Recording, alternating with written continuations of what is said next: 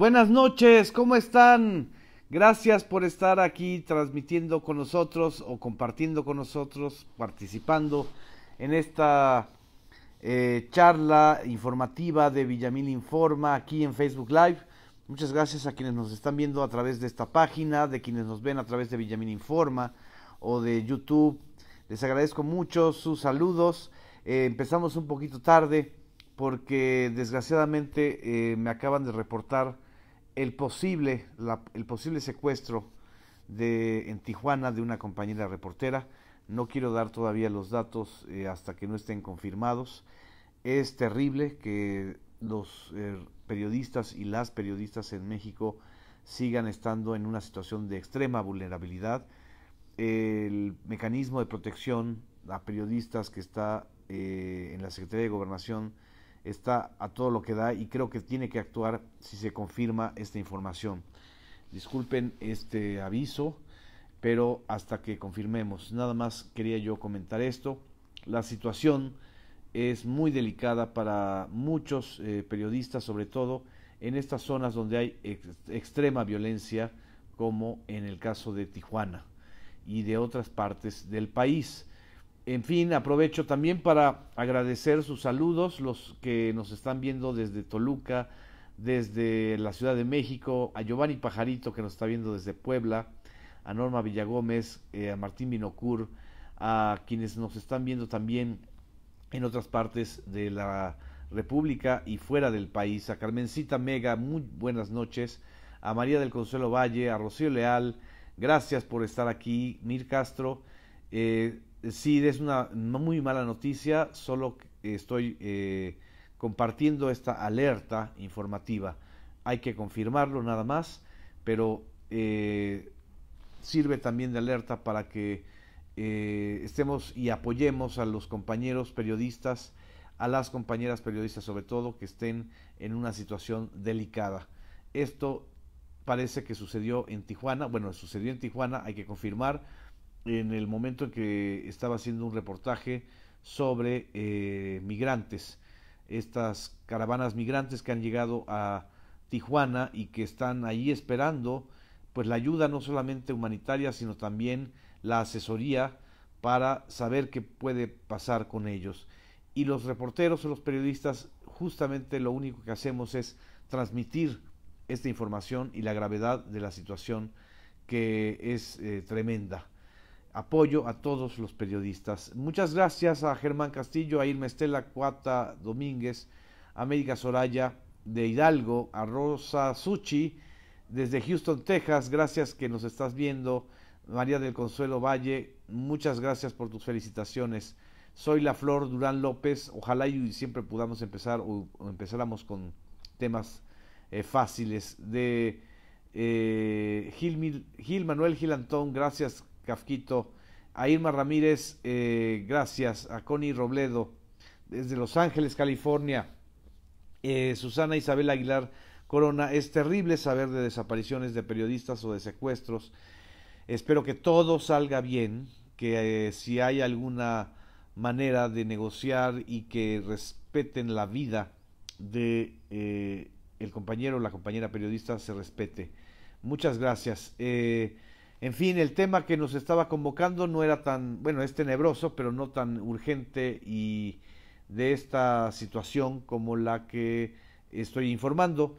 Para quienes me felicitan por el nombramiento, les agradezco muchísimo.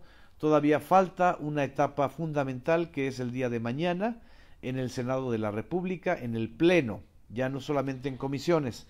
Lo que sucedió el día de ayer fue una comparecencia de un servidor ante 3 comisiones unidas de el Senado. Las comisiones a final de cuentas son las que procesan ese tipo de nombramientos, y el día de mañana, ya una vez que fui aprobado como candidato idóneo, deberán votar los senadores que estén presentes en el Pleno. Esperamos una ratificación de todas las fuerzas políticas, un compromiso a favor de los medios públicos y, por supuesto, como desgraciadamente empecé esta transmisión, un compromiso por la dignidad, por la vida de los periodistas en activo, incluso los que no estén en activo. Gracias a Carmencita Mega por tus bendiciones, muchas gracias. Gabriel Carrera, gracias. Eric Eduardo y nadie hace nada, dice Eric Eduardo. En situaciones de secuestros o de desapariciones, lo que hay que esperar es justamente la confirmación de los familiares y la posibilidad de que se rescate a salvo y con vida a la persona. En fin, muchas gracias. ¿Qué sucedió el día de ayer también? Bueno, el veredicto del jurado de este jurado sobre el caso de Joaquín El Chapo Guzmán acaparó pues la información el día de ayer en redes. Curiosamente no acaparó la información de todos los periódicos de la Ciudad de México, porque de una u otra manera también ya esperábamos este desenlace. El desenlace fue cadena perpetua para Joaquín El Chapo Guzmán. Se determina que el capo es responsable de 10 cargos en su contra. El 25 de junio, todavía falta pues 4 meses, se determinará la sentencia formal. Los abogados de El Chapo Guzmán, encabezados por Jeffrey Lichtman, este mismo abogado que durante el juicio sacó a relucir este tipo de dichos sin pruebas contundentes de que El Chapo Guzmán financió campañas electorales de expresidentes de la República, como la de Felipe Calderón o como la de Enrique Peña Nieto, y una serie de revelaciones supuestamente sobre el vínculo entre el capo o el cártel y los políticos. Esto se ventiló a lo largo de este juicio. Fueron varias sesiones, 44 sesiones las que se emitieron o se acumularon en esto que hemos llamado el Chapo Show. Fue un auténtico Chapo Show. El abogado está diciendo que bueno, que el Chapo Show va a continuar porque van a apelar. Hicimos todo lo que podíamos, pero al final no fue suficiente, admitió, y culpó a los medios de comunicación, por haber enjuiciado a su cliente desde antes del juicio, anulando con ello la posibilidad de que imperara el principio de que uno es inocente hasta comprobarse su culpabilidad. Ese fue el reproche del abogado, el jefe de los abogados del Chapo. Los otros dos abogados defensores, Eduardo Valareso y William Púrpura, también expresaron su satisfacción con el desarrollo y el resultado del proceso.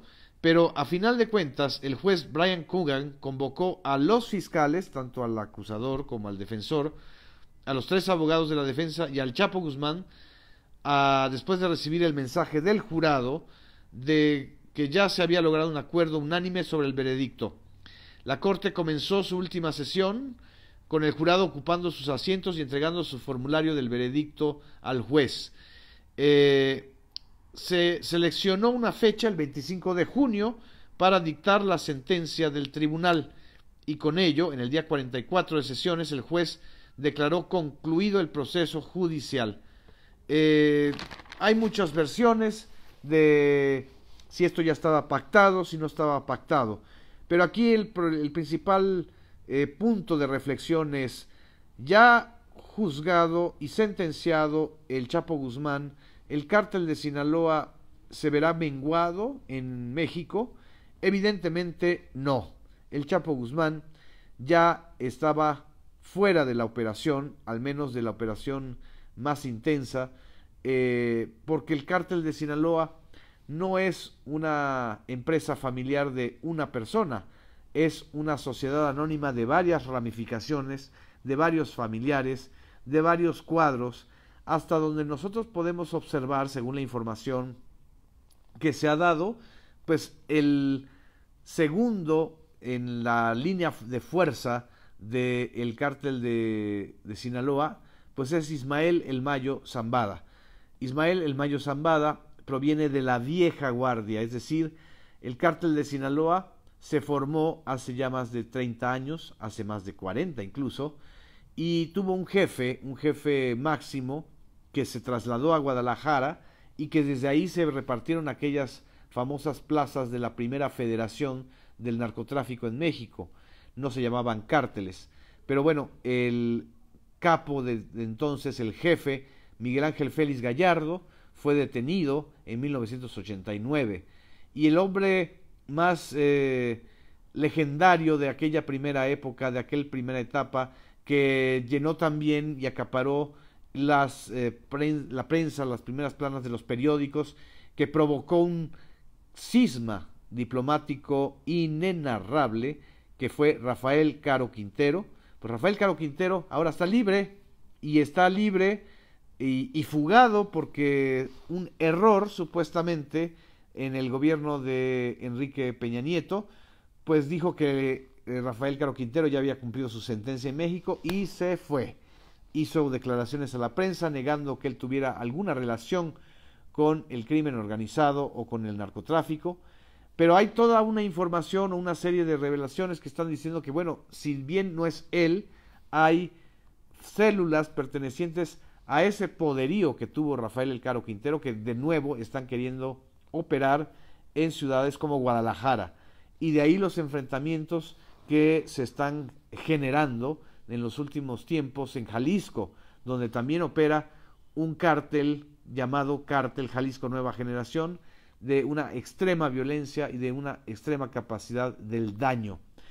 Y bueno, si no es Ismael El Mayo Zambada ni no es Rafael Caro Quintero, seguramente hay otros operando en la línea del asunto del cártel de Sinaloa. El cártel de Sinaloa es una gran empresa transnacional que genera más de $1,000 millones al año en su intermediación entre Colombia y Estados Unidos, pero que ya no solamente trafica drogas, trafica las tradicionales drogas. Primero pues fue la marihuana en los tiempos dorados de Rafael Caro Quintero, el gran marihuanero del país. Acuérdense que, bueno, si no se acuerdan los que no escucharon o leyeron de esta historia, pues la cacería contra Rafael Caro Quintero y su odio a Enrique Camarena Salazar, el entonces agente de la DEA, fue la destrucción de sus plantíos en Rancho Búfalo.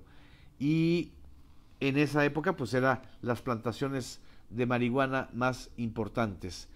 En la época de Joaquín El Chapo Guzmán, que él, digamos, se vuelve el hombre fuerte después de eliminar a varios adversarios o de que ellos se autoeliminaran. Uno de sus adversarios más fuertes fue el Señor de los Cielos, Amado Carrillo Fuentes, y otros de sus adversarios fueron los hermanos Arellano Félix, que tienen la plaza de Tijuana, y algunos otros que, como los hermanos Beltrán Leiva, que un buen periodo fueron sus grandes aliados y después terminaron confrontándose y haciendo un baño de sangre que no ha terminado en entidades como Guerrero, como Jalisco, como Michoacán e incluso como la Ciudad de México.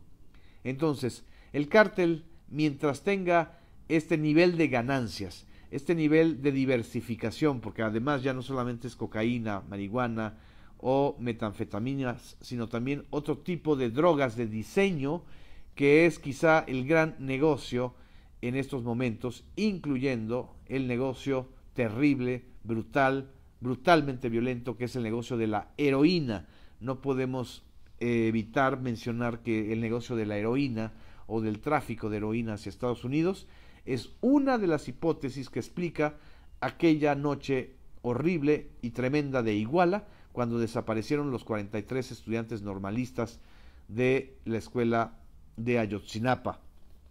Una de las pistas que se ha manejado, todo esto está por corroborarse porque la investigación fue tan mala, la verdad histórica cambió o se cayó, pero una de las pistas importantes que se deberán corroborar es si efectivamente fueron secuestrados, fueron presuntamente ejecutados, y según algunos están todavía vivos otros y unos no, si todo esto sucedió precisamente porque los confundieron y pensaron que se estaban robando un cargamento de heroína.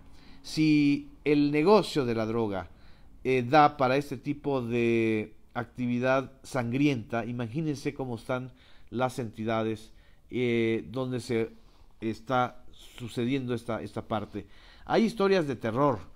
Las historias de terror se están acumulando y se están ahora documentando, como es el caso terrible en Colima, donde fueron hallados pues 69 cuerpos, 69 restos de cuerpos que tienen una antigüedad entre 3 meses y 5 años.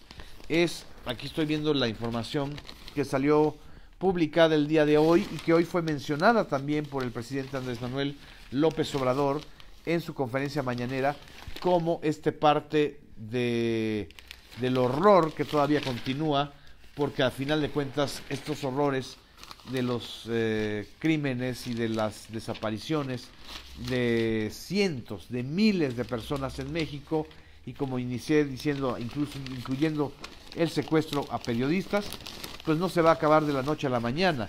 Es una dinámica terrible de la que hay que estar documentando siempre. Son 69 cuerpos que están en el rancho Santa Rosa de Tecomán, Colima.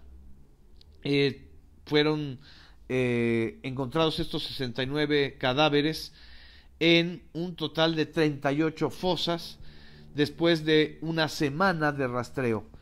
La búsqueda inició el pasado 3 de febrero, dejó un primer hallazgo de 11 fosas con 19 cuerpos inhumados clandestinamente, y después los elementos ministeriales localizaron en otro cateo 50 cuerpos más dentro de 38 fosas.